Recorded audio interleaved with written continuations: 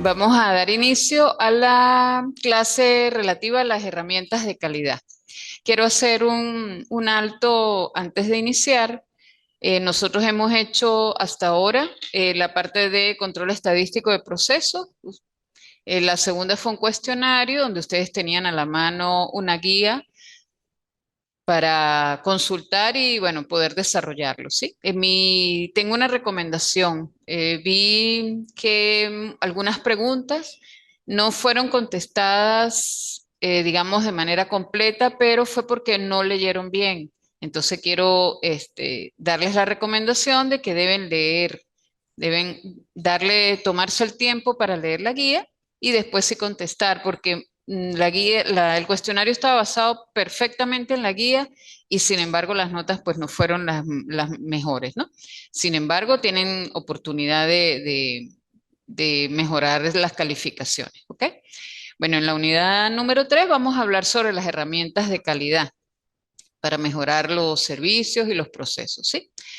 Eh, Muchos se preguntarán, bueno, pero ¿para qué se utilizan? Y quizás ya algunos las han utilizado. Bueno, para definir, medir, analizar y proponer soluciones a los problemas que interfieren en el rendimiento y el resultado de las empresas. Eso nos va a ayudar a analizar qué tipo de problemas tenemos y poder buscar las correcciones a las que haya lugar. ¿Ok?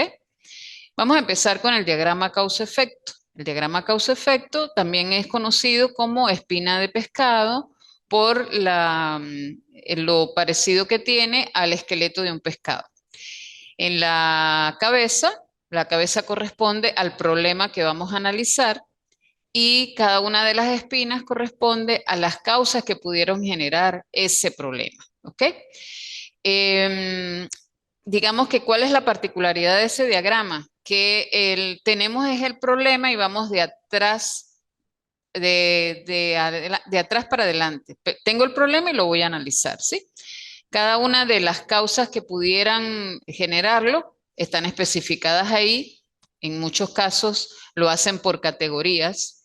Por ejemplo, si estoy analizando el problema de que el personal está desmotivado, quizás una de las categorías sea la gerencia. ¿Qué pasa en la gerencia que no estimula al trabajador? ¿Sí? Entonces, ahorita vamos a ver un ejemplo gráfico de cómo es un diagrama causa-efecto, ¿sí? Después que entonces yo he plasmado todas las causas que pudieron originarlo, entonces puedo decir, bueno, voy a atacar esta causa que es la que me genera, tiene mayor porcentaje en el problema que estoy analizando, ¿sí?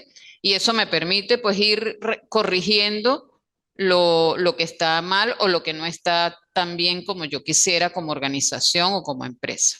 ¿Ok? Ese es el diagrama causa-efecto. La hoja de verificación, estoy segura que muchos de ustedes la han utilizado. Lo que pasa es que uno dice, bueno, voy a agarrar una hoja y voy a ir chequeando, ¿sí? Obviamente es un poco más profundo y un poco más formal, pero sí la han utilizado.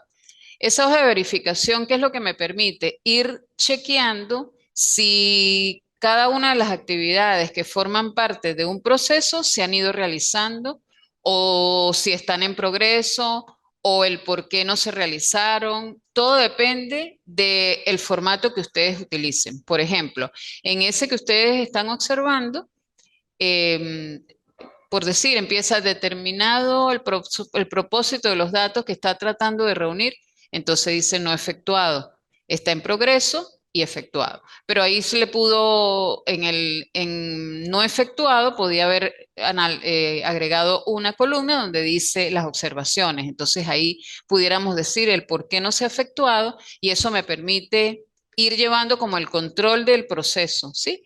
Ir corrigiendo lo que no he hecho, el por qué no lo he hecho, de repente es que falta recursos para lograrlo y entonces, mire, falta recursos, entonces ya el departamento o el personal que esté a cargo de eso lo puede resolver, ¿sí? Se llama hoja de verificación porque obviamente ustedes van a ir verificando lo que se ha hecho, lo que está en progreso, lo que no se ha hecho. Y depende, se adapta a cada una, a la necesidad que ustedes tengan en cada una de sus empresas y en cada uno de sus procesos. ¿Ok? me permite obviamente tomar decisiones. Eso es la base de todas estas herramientas, es que me permite analizar el problema, corregir, tomar decisiones. Es como un apoyo, ¿no? Es un apoyo a lo que estoy haciendo. Ok, ahora viene el gráfico de control. Los gráficos de control ya ustedes deben conocerlos porque en la primera unidad nosotros hicimos una tarea que se refería al aspecto teórico de los gráficos de control. ¿Qué es lo básico de un gráfico de control? Primero es una representación gráfica que me permite medir cómo ha variado el proceso dentro de un tiempo estipulado, ¿sí? Existen tres parámetros que están representados por los límites de control. El límite de control central es, digamos que es la línea por la que los datos se van a mover o se acercan o se alejan de lo que es normal dentro del proceso que estoy estudiando. Está el límite de control superior, que es el que me indica que después de ese límite ya el sistema se me salió de control y existe, por el contrario, el límite de control inferior, que es el que me permite decir que si el límite está por debajo de ese, pues también está fuera de control obviamente se necesitan muchos datos, es mucho más, me apoyo con los datos, recolecto datos y con la parte estadística para poderlo analizar, ¿sí?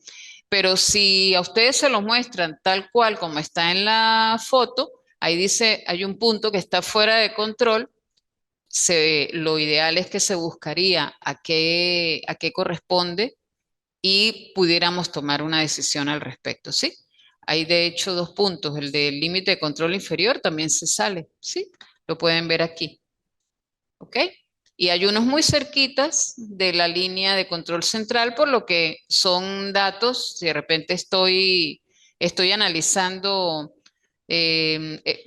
defectos en un producto, entonces sí, lo ideal es que si están cerquita de esta línea de control, esos productos están cumpliendo con los estándares de calidad. Pero si esta línea se me fue para allá, pues obviamente algo pasa en ese momento, ¿sí? No hubo calidad, no hubo control de calidad al revisar el proceso. Ahora vienen los diagramas de flujo. Los diagramas de flujo son una representación gráfica del proceso. Es mucho más completo. Una de las cosas que facilita su uso es que tiene símbolos y tiene su significado, ¿sí? Y puedo irlo armando de dos formas. Ahí de manera flujo vertical y hay uno que se hace por departamentos que más adelante se los voy a mostrar. ¿Qué pasa con un diagrama de flujo? Un diagrama de flujo me representa cómo se lleva a cabo un proceso paso a paso.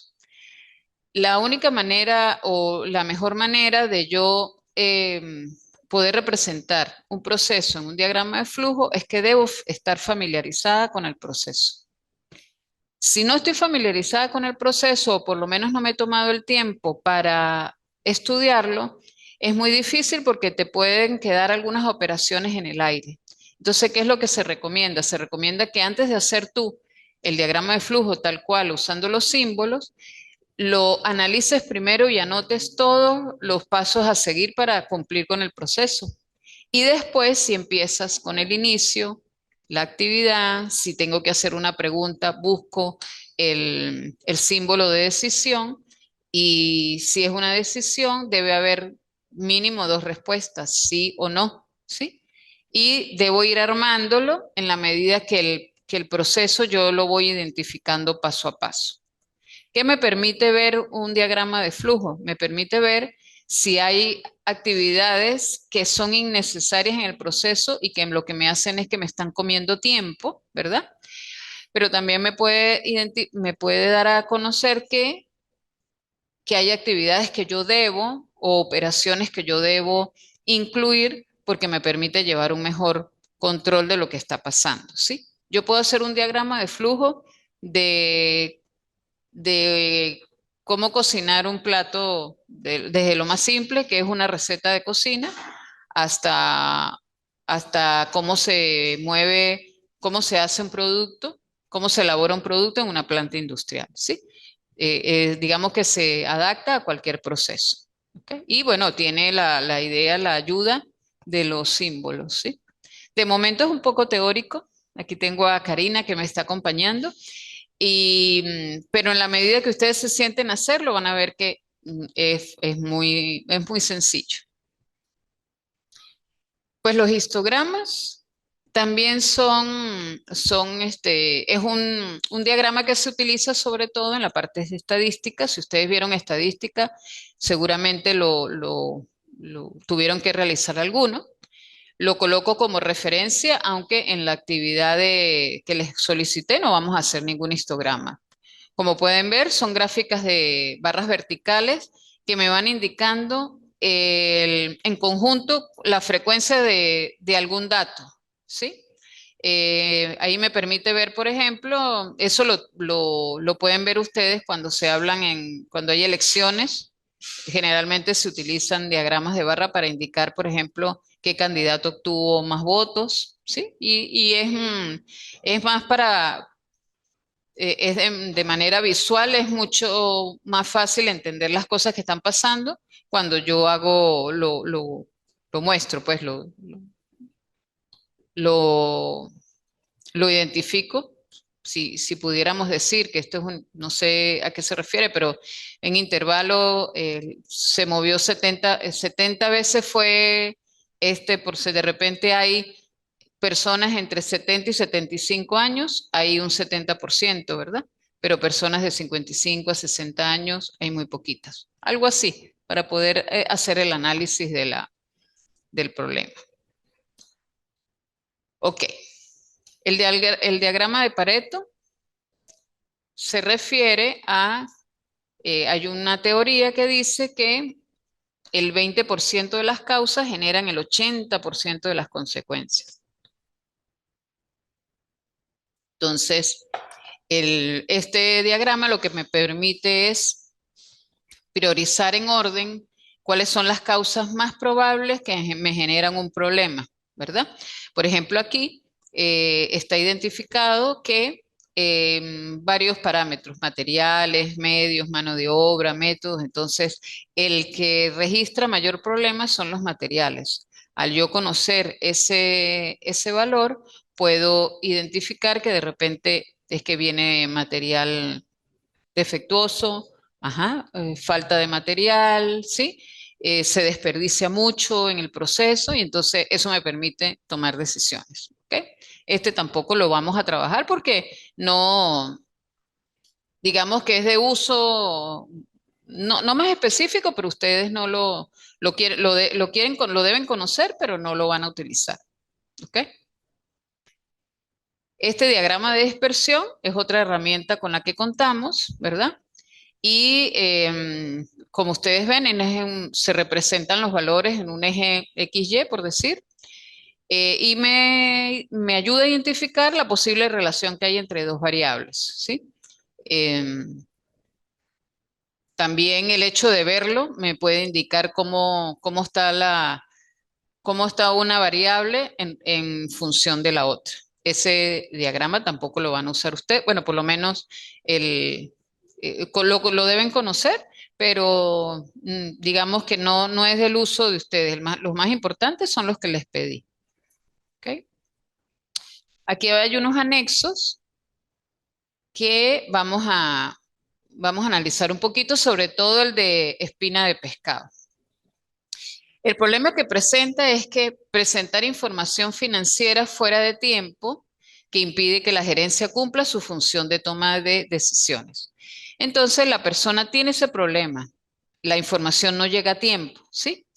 Entonces, la persona empieza a categorizar, a decir, bueno, puede darse porque el pago de tributos está fuera de tiempo. ¿Pero por qué? Porque entonces los cheques firmados por el gerente no son entregados a tesorería, porque hubo una deducción de los impuestos con demora, O sea, esos son categorías que hacen que esta información que se necesita en la gerencia no llegue a tiempo, ¿sí? Obviamente, si nosotros, esto es un ejemplo, si nosotros no estamos familiarizados con este proceso, de repente se nos va a hacer más difícil entenderlo, ¿sí? Por ejemplo, otra categoría es el registro de operaciones a destiempo. Entonces, la documentación es aprobada a tiempo, no es aprobada a tiempo, se deja la documentación para ingresar al cierre del periodo y no se hace todos los días. Entonces, si yo sé, si yo conozco cada una de esas causas, puedo mejorarlas y entonces se supone que si estas son las verdaderas causas que producen este problema, yo debo solucionarla o por lo menos debo disminuir, ¿no? el problema. ¿Okay? Esta es una lista de chequeo donde fíjense que está mucho más completa en los puntos a verificar, ¿sí? Sin embargo, lo que yo llamo parámetros son sencillos, ¿sí? Está en control, está en medio control y qué fue lo que yo hallé o lo que halló la persona. Y aquí hay un diagrama de flujo.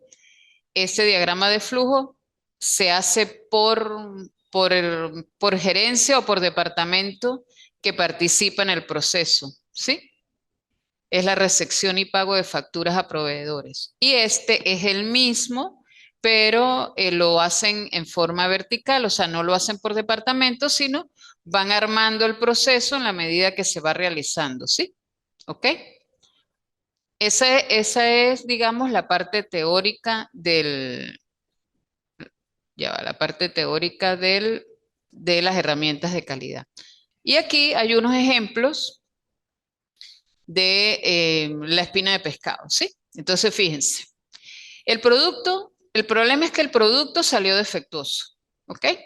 Entonces, la persona va a analizar el por qué y determina varias categorías que son personal, materiales, métodos y maquinaria. ¿Qué es lo que yo sugiero? Yo sugiero que cuando ustedes vayan a analizar un problema, supongamos que vamos a analizar que ustedes trabajan en una fábrica y el producto salió defectuoso. En primera instancia no van a poder armar esto así como está, sino que ustedes van a ir anotando las causas sin hacer la categorización. Por ejemplo, bueno, voy a pensarlo, ¿por qué sale el producto? Bueno, lo primero es porque yo tengo materiales o insumos que no son los correctos, ¿sí? O que vienen con defecto. Entonces yo lo voy haciendo, lo voy poniendo en una lista. Porque falta mantenimiento en la máquina, lo voy anexando a la lista. Y, por ejemplo, ahí baja motivación del personal. Cuando yo termine de hacer la lista, me voy a conseguir con que varias de esas causas pertenecen a personal, ¿verdad? O varias de esas causas pertenecen a la categoría maquinaria. Entonces las voy agrupando por categoría, ¿sí?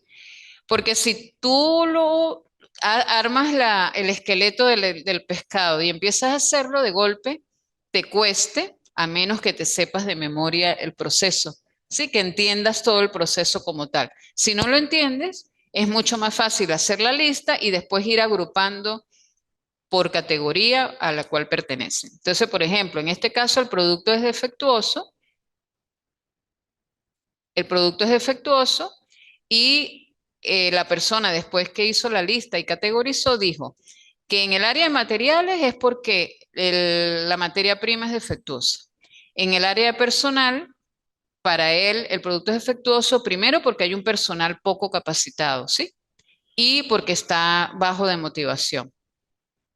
En el área de maquinaria es porque el equipo está obsoleto o porque la máquina le falta mantenimiento. Entonces, de repente cada ratico se para, la tengo que poner en marcha y eso hace que el proceso no se cumpla como tal y el producto sale defectuoso. De repente, si es algo de plástico, sale con las virutas esas que tienen que recortar después, ¿sí? Algo así.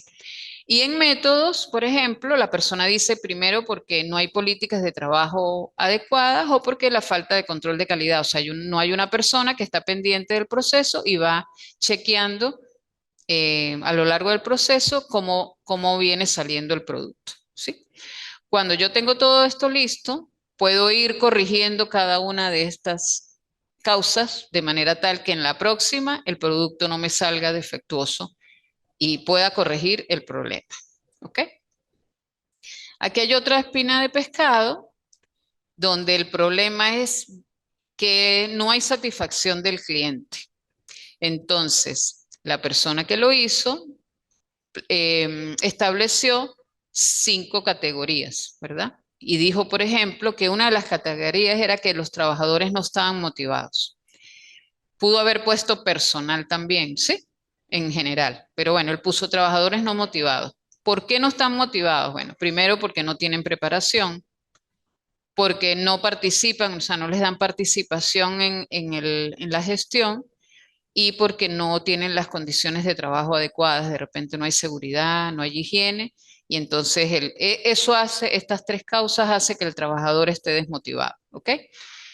Y al estar desmotivado, el trabajador no pone toda su energía en el proceso y no atiende bien al cliente o el producto no sale en perfectas condiciones y el cliente no está satisfecho, ¿sí? Nada más por esta razón, esto puede influir perfectamente en el problema que es la satisfacción del cliente, ¿ok? Vamos a poner aquí otra que es inadecuada relación precio-calidad. Pareciera que los precios de ellos son muy bajos con respecto a la competencia y justamente no sale un producto de calidad y eso influye en que el cliente no esté satisfecho, ¿sí? Fíjense que todo es lo mismo. Lo que debemos conocer es cuáles son las posibles causas que pudieron generar el problema, ¿sí? Ok. Ahora viene uno que quizás les va a parecer mucho más, se van a sentir identificados porque el problema es que hay bajo rendimiento estudiantil. Bajaron las notas en el cuestionario. Entonces, podemos preguntarnos, ok, si yo digo hay bajo rendimiento, voy a estudiar el por qué desde el punto de vista del estudiante. Bueno, el estudiante no presta atención en clase. El estudiante tiene baja autoestima, llega triste, llega antipático al salón y no pone cuidado y no le importa. El muchacho tiene problemas de aprendizaje, no porque tenga una condición, sino que de repente tiene malas bases de los primeros años de bachillerato, por decir, y entonces le cuesta aprender. ¿Ok? O que el muchacho llega tarde y entonces cuando llega ya ha avanzado la clase y no anota bien y tal. Todo esto puede inferir en que el muchacho tenga malas notas. Si yo lo miro desde el punto de vista de los papás, bueno, primero los papás pues tienen bajos recursos, no tienen cómo de repente suministrarle una computadora, de repente no tiene un sitio, un lugar, un espacio físico en la casa donde pueda estudiar cómodamente y eso. Los papás trabajan todo el día y pues no tienen cómo dedicarle tiempo al muchacho ni estar pendiente de cómo van las tareas y tal. También puede darse el caso que en la familia haya maltrato y entonces obviamente un muchacho que esté en un ambiente de maltrato familiar pues no va a rendir como un muchacho que tenga todas las condiciones en su casa.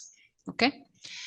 Pero puede darse el caso que el bajo rendimiento del alumno sea por los contenidos, que en la materia se dan demasiados contenidos, o el caso contrario, que le falta información o que los pensum no han sido actualizados y entonces le están dando información ya que ha vencido, que no está actualizada, que no está al día.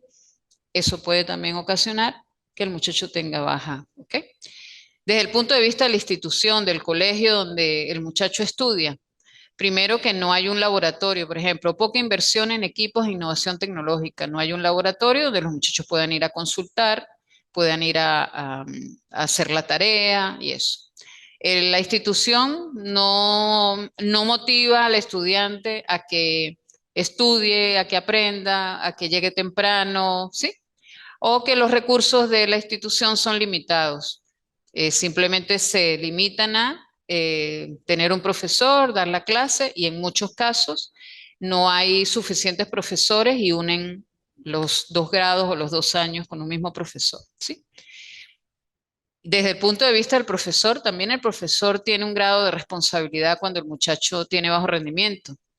El profesor no está motivado porque no le pagan bien, no tiene la suficiente preparación para dar la clase, es un muchacho inexperto, de repente está recién graduado y no tiene todas las herramientas para defenderse en la clase, ¿sí?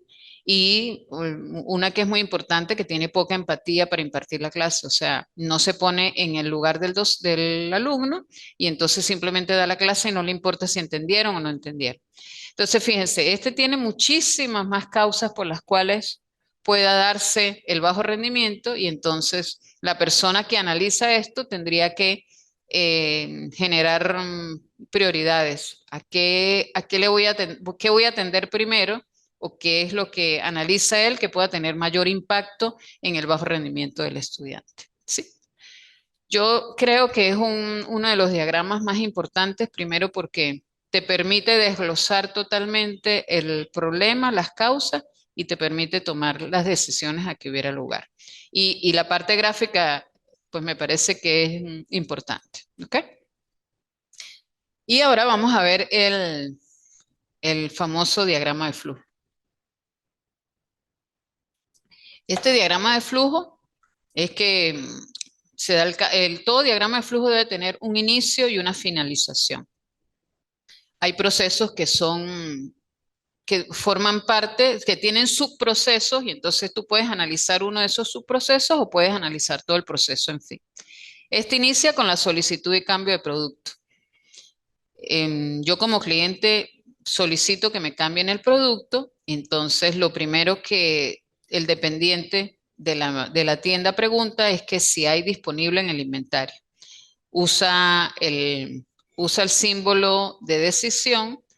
Si no hay en inventario, la operación que debe seguir es pedir a una sucursal, ¿sí? Según terminaría ahí el proceso. Esto es un subproceso por lo que veo. Y si hay un producto disponible en el inventario, entonces él tendría que ir y localizar el modelo en el almacén, ¿sí? El segundo paso es realizar el cambio de modelo al cliente y según ellos termina aquí. Sin embargo, yo pienso que pudiera ser más extenso el diagrama, ¿verdad? Porque si yo pido a la otra sucursal y digo que es fin del proceso, no estoy solucionando el problema, no estoy solucionando ¿verdad? El proceso. No está completo.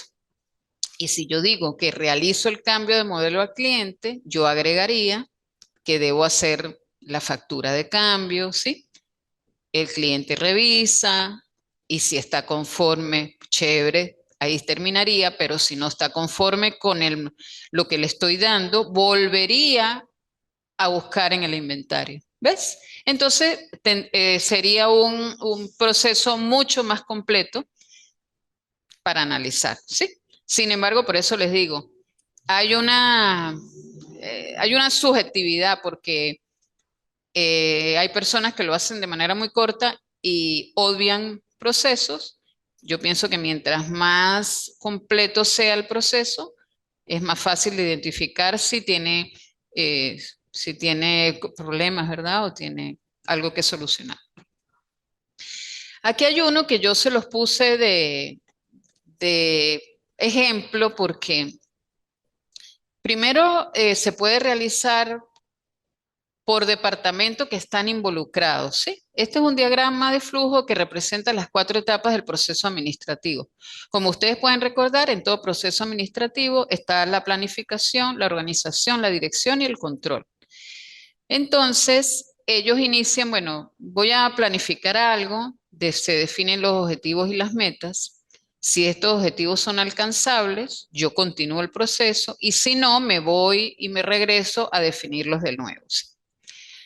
Cuando son alcanzables, pues yo establezco cómo los voy a lograr, que sería el plan de acción, cuáles son los recursos que necesito, ajusto la planificación a los planes de control, ¿verdad? Y continúo. ¿Qué pasa? Que aquí pusieron ajusto los planes de control pero el conector dice 2 y 2 corresponde a dirección. Entonces, fíjense, hay que tener mucho cuidado. ¿Por qué? Porque entonces debería ser aquí a control donde continúa el proceso. ¿Sí? Porque ellos se usan conectores, ¿sí?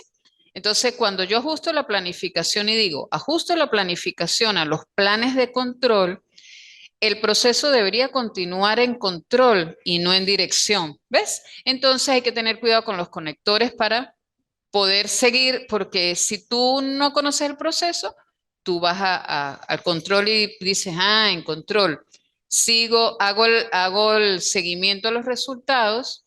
¿Se alcanzaron los resultados? Sí, ok, chévere. De repente termina el proceso ahí. Pero no se alcanzaron, entonces comunico al equipo de trabajo y tomo las acciones correctivas y vuelvo a, ¿sí? Aquí este conector debería ir a control, ¿sí? Ok, ahora supongamos que seguimos y entonces no hay un conector 1 donde yo pueda, o sea, queda como el proceso, queda como en el aire. No hay ningún conector 1 de dónde viene.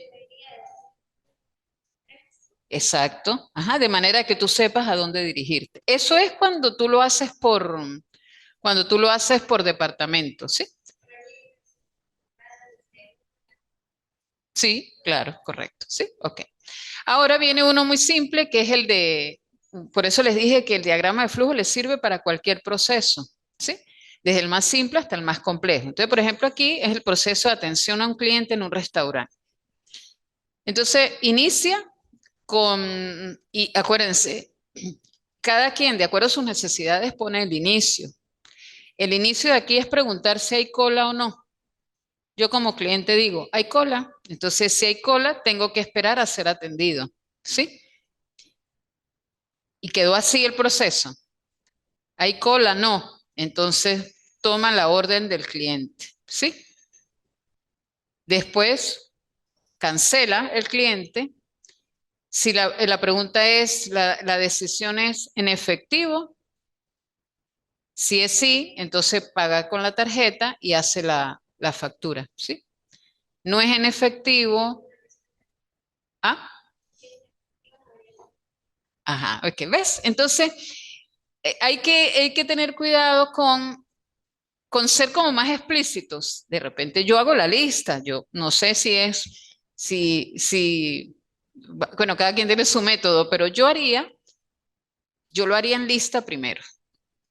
¿Verdad? ¿Por qué? Porque ahí tendría que ser, bueno, ¿cómo vas a cancelar? Entonces la pregunta sería, si vas a cancelar en tarjeta, desvía el proceso en algún momento. Si vas a cancelar en efectivo, desvías el proceso. En todo caso, realizo factura. Si hay en efectivo, lo realizo una factura, ¿verdad? Y si hay en tarjeta, igual tienes que darle el papelito. ¿Correcto? Sí. Supongamos que veamos esto y dice, tú le preguntas al cliente para comer aquí. Si él dice que sí, entonces él espera el servicio.